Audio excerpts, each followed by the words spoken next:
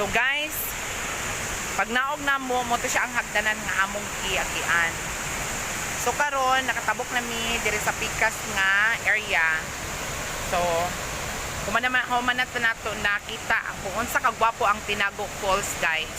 So sa naay gusto man diri 8 AM ang open nila nga magpasulod until 5 PM.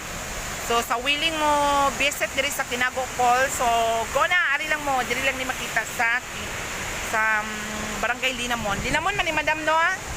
Linamon sakop dito. Iligan, diri lang sa Iligan. So muna po na siya ang steps nga among agian pasaka padulong sa pikas. So go na.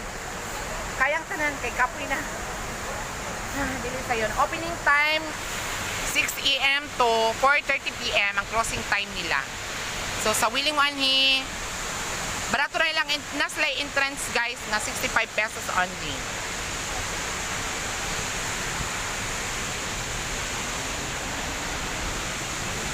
So diri kumagi sa pikas kay nag-spray si Mami sa water.